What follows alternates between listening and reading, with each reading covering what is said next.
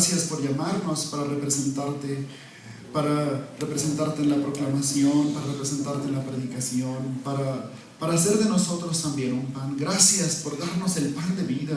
Gracias por alimentarnos perfectamente. Nuestro corazón vive por tu presencia en nosotros.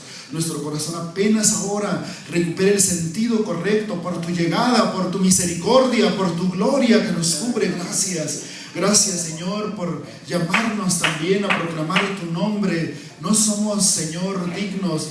Recibimos dignidad porque tú nos llamaste, recibimos dignidad porque tú nos diste la posición de ser embajadores tuyos, de representarte, de proclamar en tu nombre. Y estamos ahora, Señor, de frente a este pan, de frente a esta palabra que nos das, que nos ofreces. Te suplico, Señor, que mudes nuestro corazón y nuestra mente para recibir tu pan y saberlo entregar adecuadamente. Gracias por esta bendita oportunidad que nos das de adorarte, de servirte. Ahora estamos en tus manos, somos materia dispuesta para ser edificados en ti, en el nombre de Jesucristo. Amén. Sí, mis hermanos.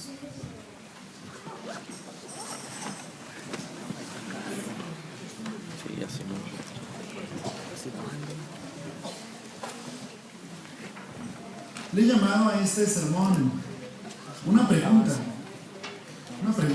¿Y los panes? ¿Dónde quedaron los panes? ¿Y los panes? Porque es la pregunta de los discípulos. ¿Y los panes?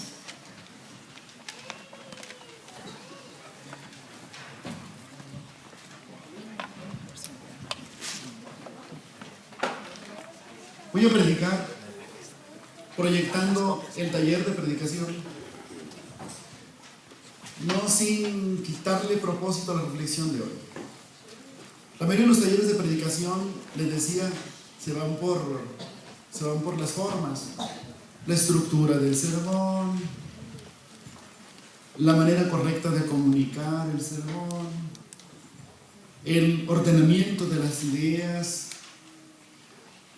Muy pocos cursos enseñan a trabajar el texto. Aquí vamos a trabajar un poquito el texto, ustedes lo van a ver y sentir. Y extrañamente, los talleres de predicación se meten con los sentidos del discurso. Hay una pregunta para todos los predicadores: ¿de qué sirve predicar bonito si lo que se dice es una mentira? ¿De qué sirve tener la mejor elocución si al fin, pues, buenos elocutores hay ahí afuera que nos sorprenden? Yo te puedo decir algunos que te hacen reír todo el sermón, o unos que te hacen llorar todo el sermón. O sea, son buenos para sacar las emociones y mantener a la gente así al hilo, al filo de la butaca, decimos, ¿no? Porque trabajan muy bien las emociones. Había un predicador que decía, cuando le invitaba a predicar, le decía: ¿qué quieres, Efraín? ¿Que lloren o que rían? Así, como una palabra de acuerdo al interés religioso del momento. Algo así como buscar el mejor predicador, porque va a sostener un negocio allí, va a sostener bien su changarro, va a predicar para que la gente no se vaya, para que esté feliz, para que esté allí dependiendo de su mano, porque tiene un estilo impactante. Pocos talleres de predicación cuestionan lo que se dice, y ese va a ser el primer cuestionamiento que yo traigo en esta hora. ¿Y los panes? Porque la pregunta de Jesús, ¿qué no han entendido? O sea, ya hice esto, ya hice esto, ya hice esto, ya hice esto. ¿No han entendido? Y realmente toma este título porque en el Evangelio según Marcos hay varias historias contadas. En algún momento del taller yo le voy a hablar de cómo Jesús construyó su discurso en historias contadas. Y una historia contada en el Evangelio de Marcos es así como una historia de los panes. Corre de la alimentación de los 4,000, corre desde la alimentación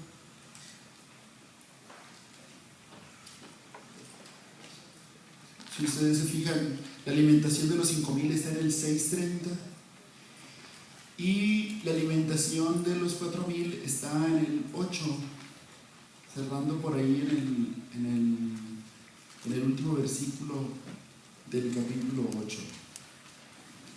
Y desde el 6:30 hasta el 8:38 hay realmente es hasta el 8:21 donde estoy cortando esta perícopa. Desde el 6:30 hasta el 8:21 es toda una unidad, es como una historia donde se entrelazan panes. Ustedes pueden ver que cuando Jesús enseña sobre la pureza interior, habla de la comida, de un pan que entra. Cuando habla de la fe de la mujer gentil dice, Jesús dice, no es lícito darle el pan de los hijos a los perrillos. Y ella dice, con una migaja que cayera de la mesa, con eso tengo, ¿no? La palabra pan está mezclada en las historias, por eso se llama la historia de los panes. Por eso yo le pongo, y los panes, ¿no? Y hay una historia que se llama la historia de los ciegos, que está desde la sanidad del ciego de Betsaida hasta la sanidad del ciego de Jericó, ¿no? Es la historia de los ciegos, te da como para otro sermón. Pero esta palabra que he traído con ustedes ha sido extraída de la historia de los panes. Por eso he tomado el final de esta gran unidad de la historia de los panes para hacer una pregunta y tratar de recuperar el desafío que Jesús hace a sus discípulos a la hora de entregar el pan. Recuerden que Él está formando predicadores. Jesús está formando a sus discípulos. Los está formando como los próximos proclamadores. Y en cierta medida algo está sucediendo también en este momento. Es decir, aquí se están forjando predicadores. ¿Hay aquí predicadores forjándose? Eso es lo que estaba sucediendo y Jesús está muy preocupado porque los discípulos vean, entiendan, porque los discípulos comprendan, alcancen a ver el sentido de sus hechos, por qué está haciendo lo que está haciendo, y está muy preocupado que esos que lo van a representar lo representen bien, porque a la hora de ir a predicar, pues ¿qué van a predicar? ¿Qué van a ir a entregar? Y Jesús hace una advertencia en una pregunta maravillosa con la que cierra esta gran unidad del Evangelio de Marcos en esta historia de los panes. Dice, tengan cuidado, la advertencia, de la levadura de los fariseos y de la de los herodianos. En los evangelios sinópticos, o sea, en Mateo y en Lucas, no en Marcos, dice, tengan cuidado de la levadura de los fariseos y de los saduceos. Quiere decir que entrecruzando las frases nosotros encontramos como hasta 3 tipos de levaduras que contaminan el pan. ¿Me está escuchando? 3 tipos de levaduras que contaminan el pan, para advertir a sus discípulos, que son los próximos predicadores, a entregar el pan adecuado.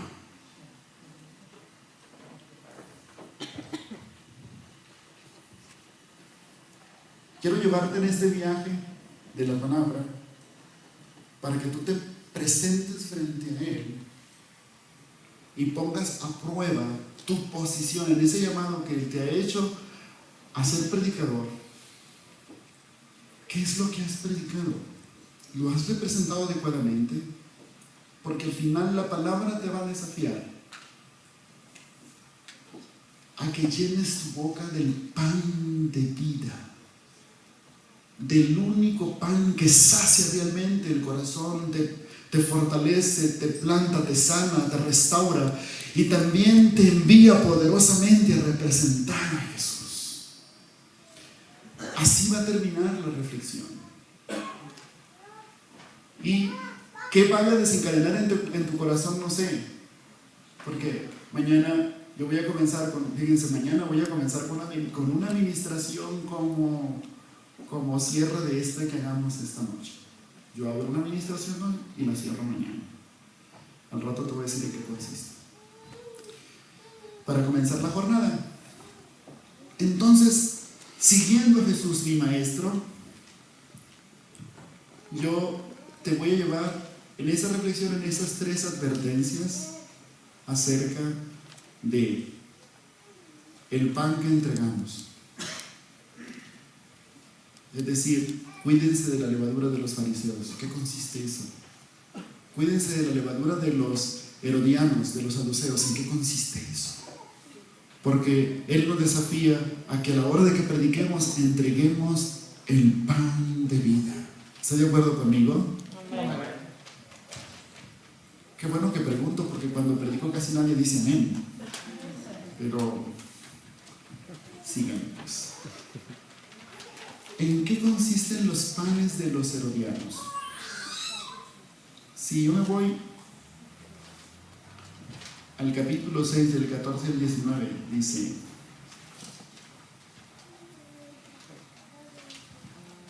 el rey Herodes Antipas, para que vean los cortes que hace Marcos y lo fuerza el mensaje. El rey Herodes Antipas pronto oyó hablar de Jesús, porque todos hablaban de él. Algunos decían: este debe ser Juan el Bautista, que resucitó de los muertos. Por eso puede hacer semejantes milagros. Otros decían: es Elías. Incluso otros afirmaban: es un profeta, como los grandes profetas del pasado. Cuando Herodes oyó hablar de Jesús, dijo: Juan, el hombre que yo decapité, ha regresado de los muertos. Pues Herodes había enviado soldados para arrestar y encarcelar a Juan, para hacerle un favor a Herodías. Él se casó con ella, a pesar de que era esposa de su hermano Felipe. Juan le había estado diciendo a Herodes: es contra la ley de Dios que te cases con la esposa de tu hermano. Por eso Herodías le guardaba rencor a Juan y quería matarlo, pero sin el visto bueno de Herodes, ella no podía hacer nada, porque Herodes respetaba a Juan y lo protegía porque sabía que era un hombre bueno y santo. Herodes se inquietaba mucho siempre que hablaba con Juan, pero aún así le gustaba escucharlo. Finalmente, Herodías tuvo su oportunidad en el cumpleaños de Herodes. Él dio una fiesta para los altos funcionarios de su gobierno, los oficiales del ejército, los ciudadanos prominentes de Galilea. Luego la hija del rey, también llamada Herodías, entró y bailó una danza que agradó mucho a Herodes y a sus invitados. Pídeme lo que quieras, le dijo el rey a la muchacha, y te lo daré. Incluso juró: te daré cualquier cosa que me pidas, hasta la mitad de mi reino. Ella salió y le preguntó a su madre: ¿qué debo pedir? Su madre le dijo: pide la cabeza de Juan el Bautista. Así que la muchacha regresó deprisa y le dijo al rey: quiero ahora mismo la cabeza de Juan el Bautista en una bandeja. Entonces el rey se arrepintió profundamente de lo que había dicho, pero debido a los juramentos que había hecho delante de sus invitados, no le podía negar lo que pedía. Así que envió de inmediato un verdugo a la prisión para que le cortara la cabeza a Juan y luego se la trajera. El soldado decapitó a Juan en la prisión, trajo su cabeza en una bandeja y se la dio a la muchacha, quien se la llevó a su madre. Cuando los discípulos de Juan oyeron lo que había sucedido, fueron a buscar el cuerpo y lo pusieron en una tumba. Los apóstoles regresaron de su viaje y le contaron todo a Jesús, lo que habían hecho y enseñado. Entonces Jesús le dijo: vayamos solos a un lugar tranquilo para descansar un rato. Lo dijo porque había tanta gente que iba y venía, que Jesús y sus discípulos no tenían tiempo ni para comer. Realmente lo que Jesús quería era estar tranquilo un tiempo a solas.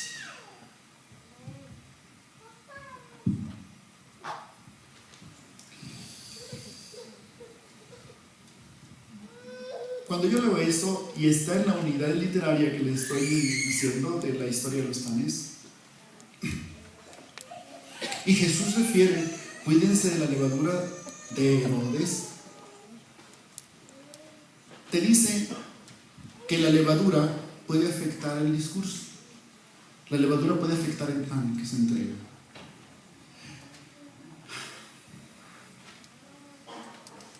Los herodianos eran la familia que transaccionaba con Roma. Toda la familia de Herodes podía llegar a ser rey.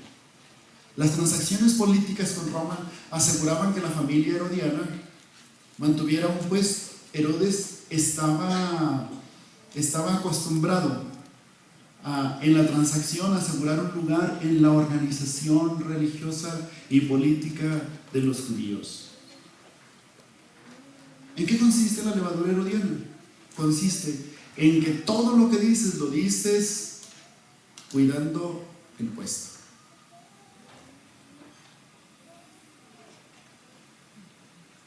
No dejas de distinguir la verdad. No dejas de distinguir que Dios está presente.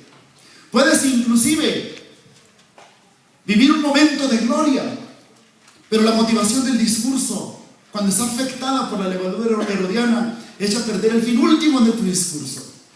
Yo he conocido un montón de predicadores que cuando los escuchas tú sientes la presencia de Dios, sientes la gloria de Dios que inunda el lugar, y sientes también cómo Dios te abriga y te impacta, y de pronto te confunde porque al rato los ves transaccionando, los ves callando lo que deben denunciar, lo ves acurrucado institucionalmente cuidando un puesto. La tentación siempre va a llegar. Cuando Dios te desafía con su palabra y con su reino, tienes que vencer la levadura de Herodes, porque entonces puedes quedar casado con ese interés, puede la palabra que Dios ha puesto en tu corazón para proclamarla puede quedar templada, contaminada. Y la advertencia de Jesús es muy adecuada también hoy, porque la iglesia apostólica está organizada en puestos. La iglesia apostólica todavía no avanza hacia los ministerios. Ya avanzó legalmente hacia los ministerios, pero no ha avanzado ni en su mente ni en su corazón. Los jóvenes ministros pues estudian para ser ordenados al ministerio. Se les hace muy difícil pensar en el ministerio sin ordenación. Pobre de las hermanas que no les damos el derecho de ordenación nunca. Es una cosa nuestra esa. No es una cosa de la Biblia. Son nuestros términos, lo que nosotros pusimos en este diseño organizacional. Es decir, nosotros diseñamos la Constitución, no cayó del Espíritu Santo. Hay un diseño dentro de la organización que lo hicimos nosotros. Y lo hicimos para sobrevivir organizacionalmente. Todas las organizaciones religiosas tienen su propio sistema interno. Todas. La mayoría tiene limitaciones para uno y proyecciones para otro. Y a veces tienen que ver con el género, a veces tienen que ver con el dinero. Con nosotros tiene que ver con el género. No con el dinero, si no yo no hubiera llegado a ser ministro nunca. Pero tiene que ver con el género. Hicimos del ministerio y el llamado de Dios puestos. Y los jóvenes predicadores predican pensando no en el ministerio y en el llamado de Dios, ni para cumplirle a Dios. Cuidado, no se vaya a enojar quien me proyecta en el ministerio. Cuidado, no voy a incomodar a mi obispo porque es el que va a nombrar la comisión. Cuidado que la mesa directiva me escuche porque, siempre estamos cuidando lo que decimos, mediando el discurso, afectados por la levadura herodiana. Aleluya.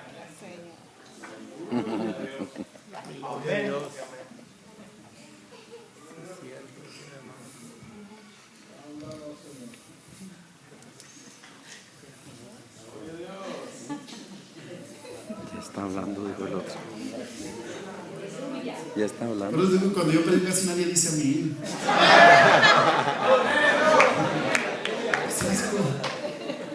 Decimos amén o...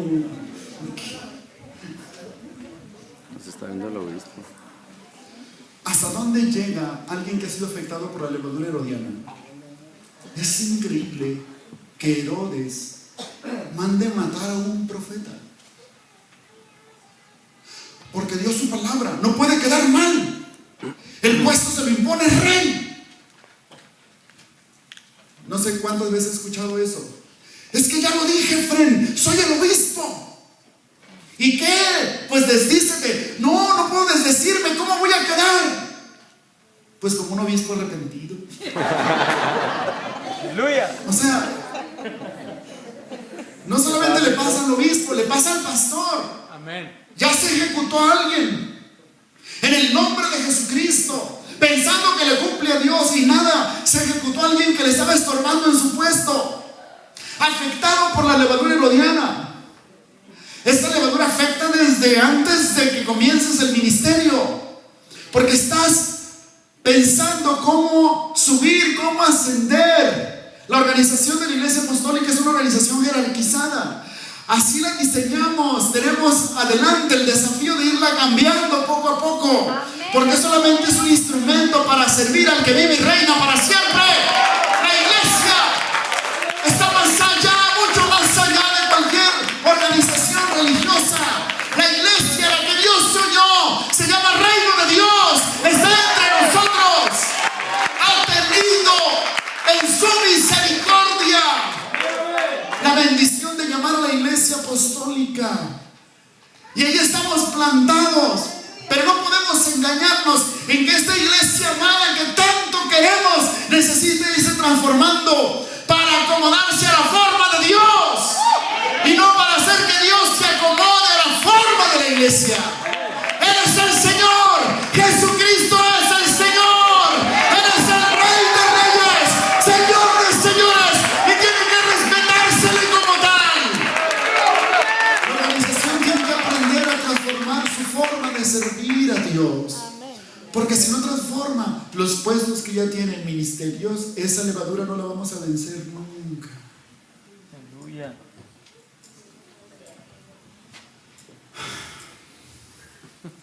Gloria a Dios, aleluya.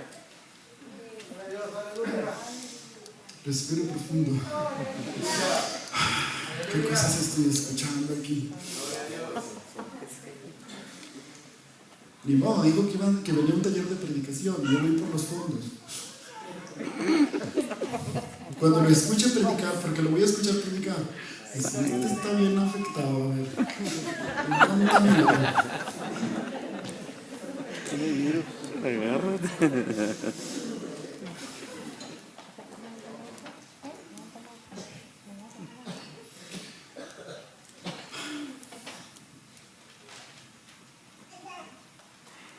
¿Sabe qué es lo más triste de esta levadura herodiana?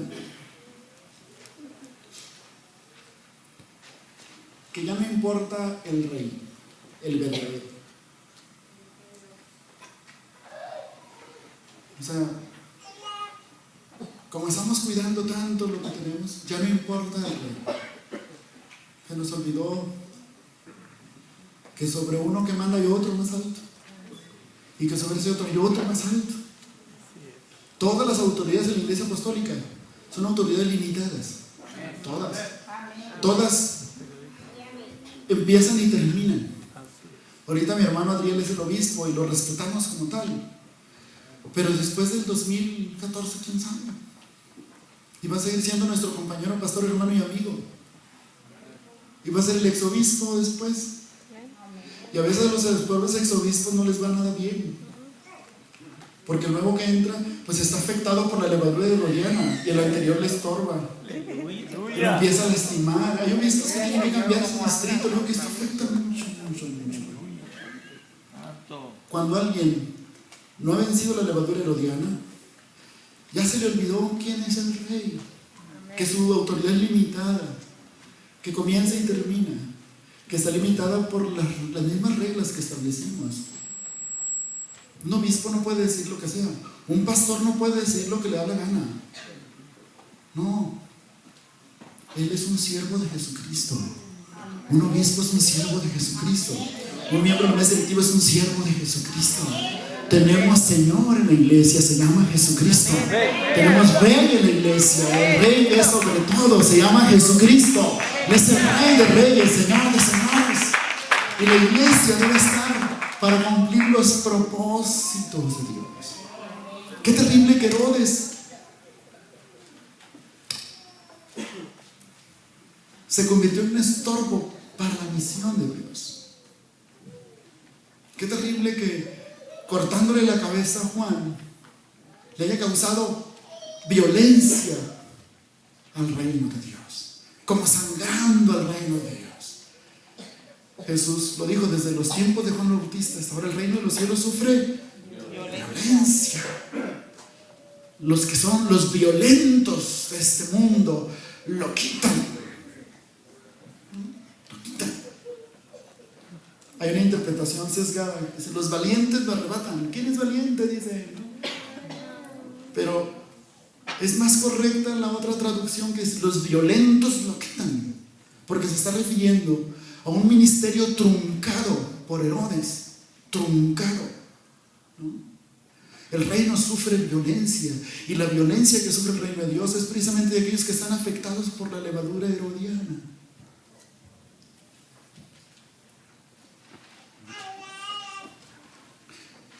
Todos sufrimos esa infestación. Por eso lo estoy predicando. O sea, nacimos en este nicho, organizado así, trazado así. Si yo le dijera, el que esté libre de pecado tire la primera piedra, usted va a echar la mirada. Así, o sea, sí he predicado poniendo mucho cuidado en que no me quiten de donde estoy. Y si me cambian una iglesia más chiquita, o sea, siempre estamos pensando, ¿qué ganamos? ¿Qué perdemos? Y un predicador libre de la levadura herodiana deja de pensar que gana y que pierde. Predica para agradar a aquel que lo llamó con su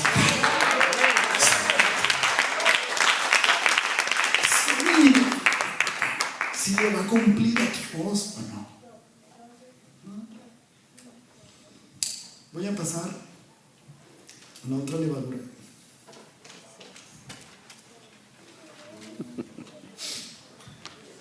La de los fariseos.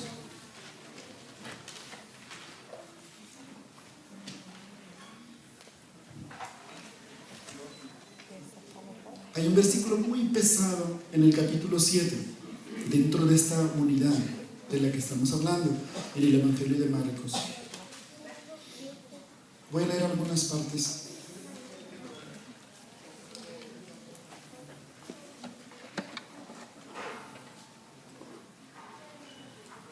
Cierto día, algunos fariseos y maestros de la ley religiosa llegaron desde Jerusalén para ver a Jesús. Notaron que algunos de sus discípulos no seguían el ritual judío de lavarse las manos antes de comer. ¿Me va siguiendo?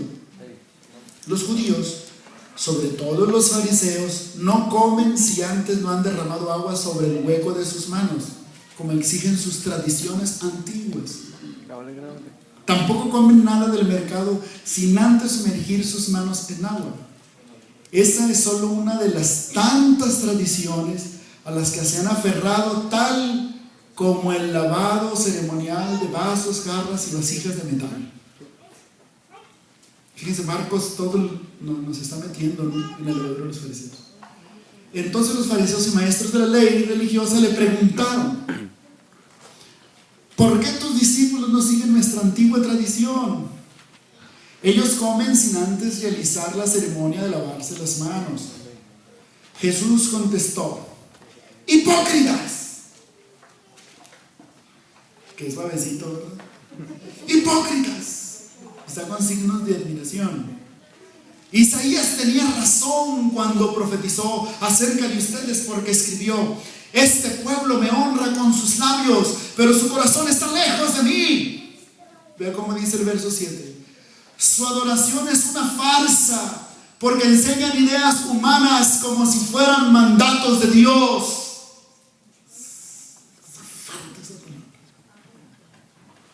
Su adoración es una farsa, porque enseñan ideas humanas como si fueran mandatos de Dios. Sí.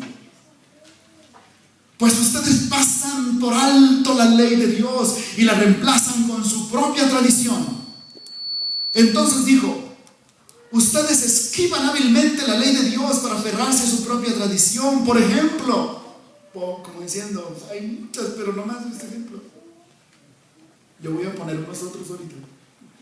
Moisés les dio la siguiente ley de Dios: honra a tu padre y a tu madre, y cualquiera que hable irrespetuosamente de su padre o de su madre tendrá que morir. Sin embargo, ustedes dicen que está bien que uno le diga a sus padres: lo siento, no puedo ayudarlos porque he jurado darle a Dios lo que les hubiera dado a ustedes. De esta manera, ustedes permiten que la gente desatienda a sus padres necesitados. Entonces, anulan la palabra de Dios para transmitir su propia tradición, y este es solo un ejemplo entre muchos otros. Como diciendo: tengo como 18 puntos. Perdón. Gózate. Luego, Jesús llamó a la multitud para que se acercara y oyera. Entonces, todos ustedes, escuchen todos ustedes y traten de entender: lo que entra en el cuerpo no es lo que los contamina. Ustedes se contaminan por lo que sale de su corazón. La versión, el Evangelio sinóptico de Mateo, en el capítulo 15, me parece, dice que los discípulos llegaron: Señor, los fariseos se están sintiendo ofendidos con lo que dices. Y Jesús dice: pues lo que mi padre no plantó.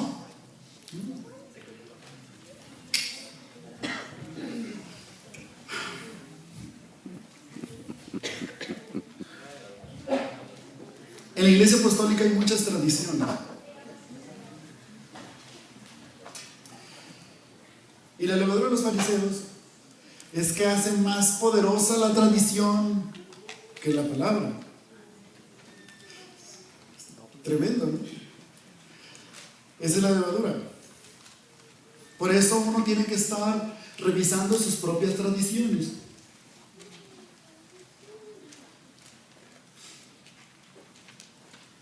Cuando alguien predica explicando la tradición, deja la palabra sin fuerza y al reino de Dios sin proyección, y se quita la oportunidad de representar a Dios.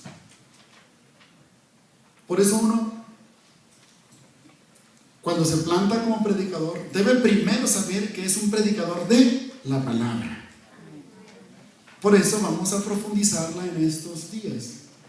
Y qué bueno que esté estudiando para que le falle menos.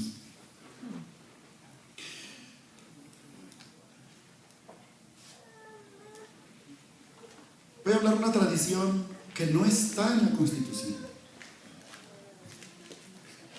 el uso del púlpito. O sea, el uso del púlpito no está en la Constitución, tampoco está en la Biblia. O sea, no está en la Biblia y no está en la Constitución. Pero nosotros hacemos del púlpito como un lugar así sagrado, ¿no? Lo estilizamos de manera que cause, que impresione, cause respeto, admiración. Porque el púlpito representa como un posicionamiento. El púlpito, la explicación del púlpito mezcla la levadura de los fariseos, porque es una tradición, con la de los herodianos, que es una posición.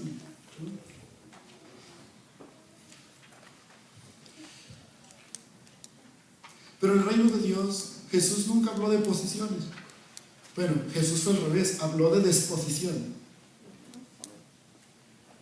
Filipenses 2 dice que hay en ustedes este mismo sentir que hubo en Cristo Jesús, que estando en forma de Dios, no estimó ser igual a Dios como cosa que aferrarse, sino que se despojó, se quitó su manto de gloria, despojó, se desvistió. Quiere decir, ahí la versión en griego, la kenosis, o sea, se desvistió, ¿no?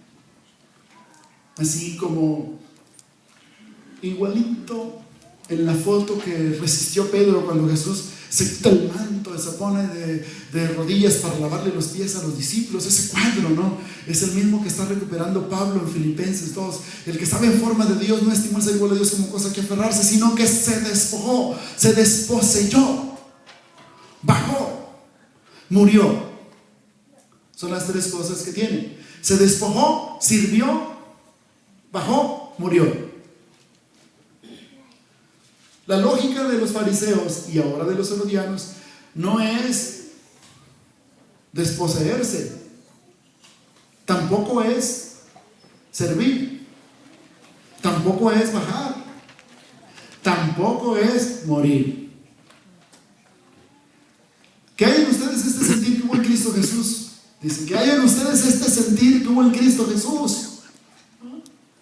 Pero cuando un fariseo predica el reino de Dios, lo predica en base a la tradición, preocupado por su dinero y su posición, como eso que Jesús está enjuiciando. ¿Cómo abandonas a tus padres cuando dice la ley, honra a tu padre y a tu madre? Pero utilizas una tradición propia para abandonarlos y dices, no, es que la ofrenda ya la consagré para Dios, papi, por eso no te puedo ayudar. Como diciendo, ¿y quién te dijo que Dios te está pidiendo ofrendas consagradas para que dejes de cumplir la ley que Dios establece? ¿No? Y las tradiciones tienen esa fuerza. Curiosamente, una tradición llega para descumplir la idea de Dios. ¿Saben cuántos problemas nos ha causado el púlpito? Hasta me dan ganas de derribarlo.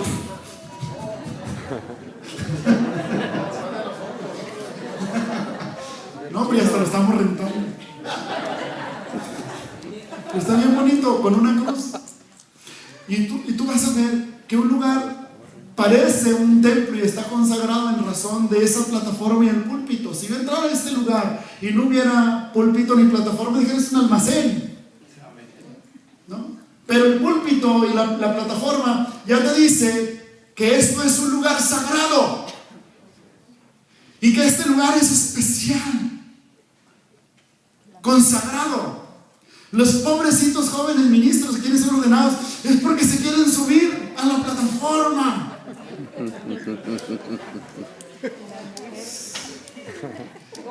Dignos de conmiseración, pobrecitos. Mientras más suben en la plataforma, más dignos del infierno se hacen. Jesús se bajó del púlpito hace 2000 años, les decía en Nogales. Y nosotros estamos desesperados por subirnos. Pero el púlpito, el uso del púlpito es como una tradición. ¿Por qué es una tradición? Porque no está establecido legalmente. Porque lo aceptamos como verdad. Mire, cuando a mí me iniciaron el diaconado para barrer detrás, porque no dejaban a los hermanos ni subir a barrer. Entonces, a mí me instalan como diácono para limpiar atrás. Así comencé y yo me preguntaba, bueno, quiero ser ministro, lo voy a hacer. Todo infestado el pobre. Así surgimos. Es la lógica organizacional. Pero no está en la Biblia. ¿Sabe por qué asesinaron a Esteban? A Esteban lo asesina porque cuestiona el uso del templo. Los fariseos hicieron del templo un negocio religioso. No he llegado ahí, pero me voy a meter un poquito con el templo y el púlpito, para que vean cómo colgamos a las tradiciones, al reino, a la doctrina, a la predicación.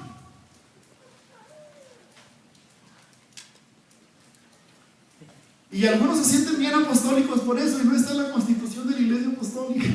Repamplinas. Es una tradición. ¿Cómo invalidas que Dios llama a una mujer a servirlo con el púlpito? ¿Cómo invalidas que un niño ministre a Dios con el púlpito? ¿Cómo invalidas que un anciano profetice por el púlpito? Pero no escuchaste nunca, no leíste. En aquellos días derramaré de mi espíritu sobre toda la carne. Sobre toda carne. Y nuestros hijos, nuestras hijas, nuestros siervos, nuestros ancianos verán sueños, verán visiones, tendrán sueños, profetizarán. Ministros de Dios, hombres y mujeres, ministros de Dios. Pero hasta me voy a persignar porque hay una cruz ahí. Otra acá. Y otra en la entrada.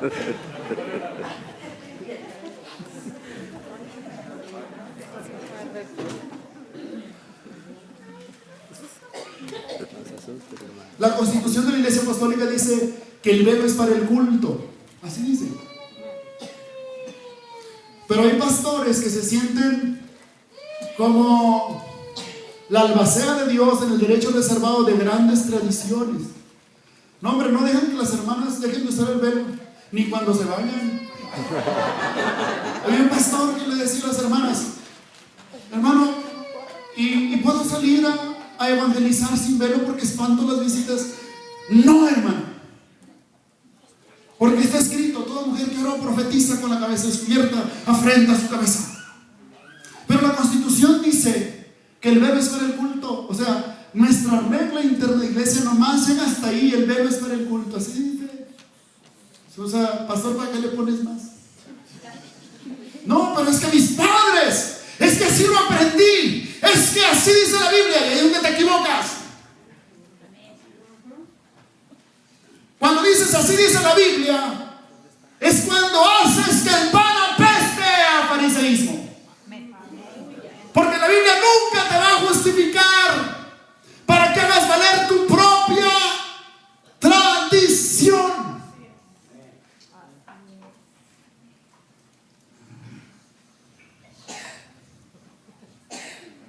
¿Por qué no respetamos las reglas como están? Ahora la Constitución dice que las mujeres pueden predicar.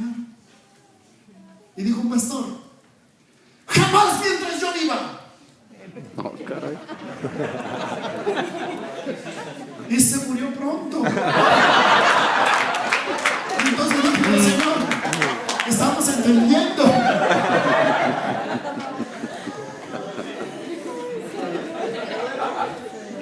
Así dice la Constitución ahora, que las mujeres pueden dirigir cultos y predicar.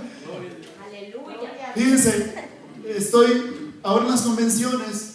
Le dije al presidente: oye, ¿ya puedo mandar mujeres a las convenciones a predicar? Me dice: espérate, porque me van a echar encima los obispos.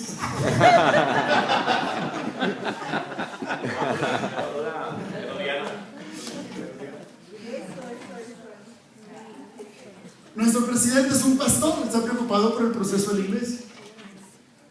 Quiere llevársela tranquilo todavía. Pero miren,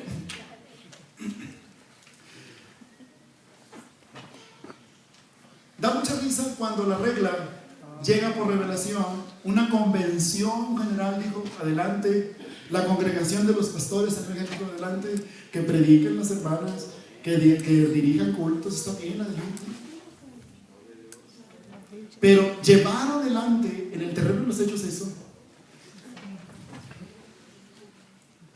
O sea, las mujeres están liberadas legalmente, bíblicamente, pero no tradicionalmente.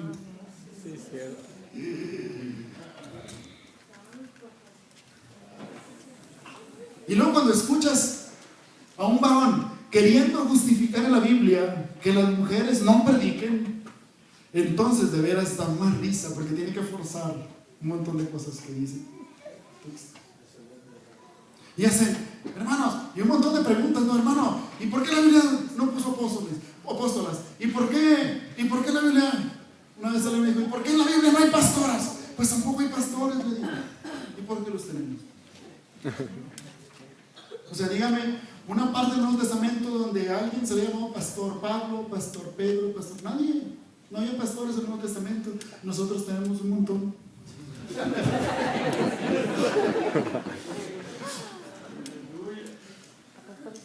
Me dijo una vez alguien: quiero que me digas una parte en la Biblia donde a una mujer se le llame presbítera. Le digo: ¿sabes griego? Porque presbítero es una palabra en griego. Y lo llevé a Tito, ahí donde la traducción dice anciana, pero el griego dice presbítera.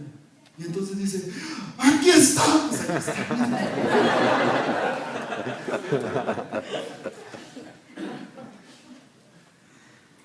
Pero estamos muy lejos que la tradición apostólica permita que una mujer sea ordenada todavía para que llegue a presbítera, aunque en el Nuevo Testamento haya presbíteres.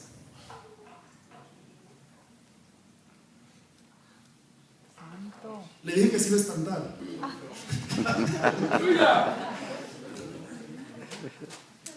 Son muy fuertes las tradiciones apostólicas, muy, muy fuertes. Pastorear una iglesia así no es tan fácil. Por eso el hermano Eleazar me recomendó: espérate. Y le hice caso. Sí. Es mi presidente, soy autoridad. Espero. ¿Me explico? Pero mi trabajo es proponerlo.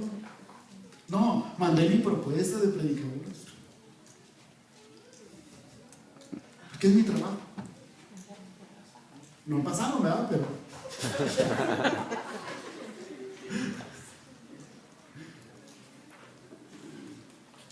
un obispo de Estados Unidos bien valiente me dijo: a mí sí, mándame uno. Y cuando hablo con la hermana, que él quería que fuera, la hermana no tiene papeles, yo le hago que es salado, el único que...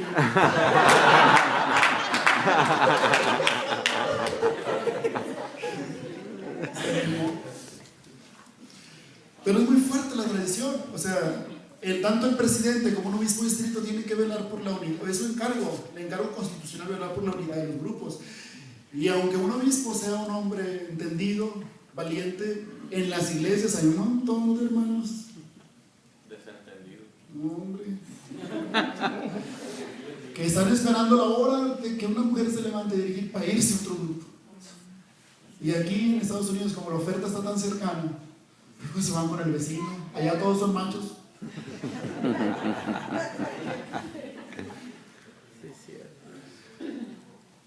¿Sí se está dando cuenta? ¿Está sintiendo el entrampamiento de las tradiciones?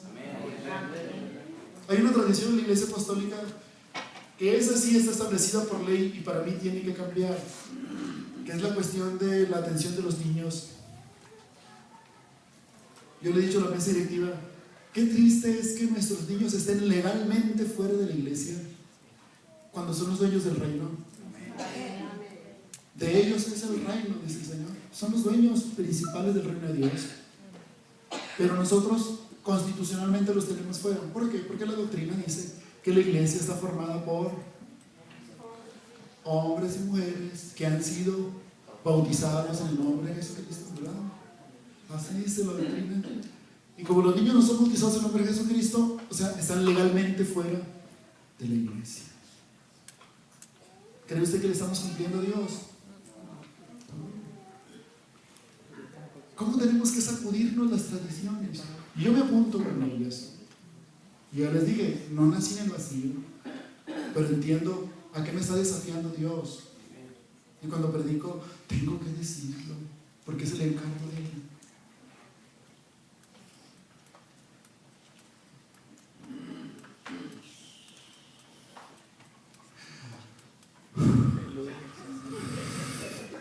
Alguien está diciendo: ya no siga, por favor.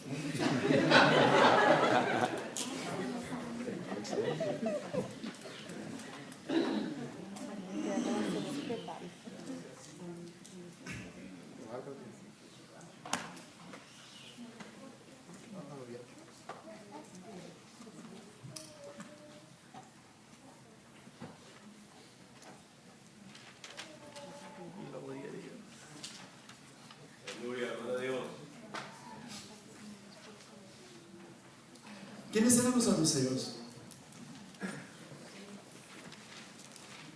Los saduceos eran los que tenían el derecho reservado del templo.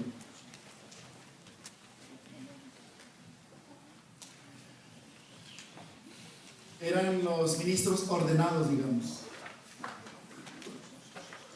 Hoy los saduceos serían los ministros ordenados. Los que tenían la autoridad legal para ministrar en el templo. Pedro, Juan, cuando fueron al templo a orar, ¿se acuerdan? Ellos no iban con la credencial ministerial porque no tenían la autoridad legal para ministrar en el templo. Subían a orar como laicos, subían a orar como gente del vulgo, como judíos celosos de su tradición, que subían a orar todos los días a las 9 de la mañana, la hora tercera. Fíjese, si subieron a orar y allá en la oración el Espíritu usa más a Pedro y a Juan que a los saduceos. ¿Se acuerda de la sanidad del paralítico? Como diciéndole Pedro, pues mira, no tenemos charola ministerial, no nos han ordenado aquí, o sea, los jefes están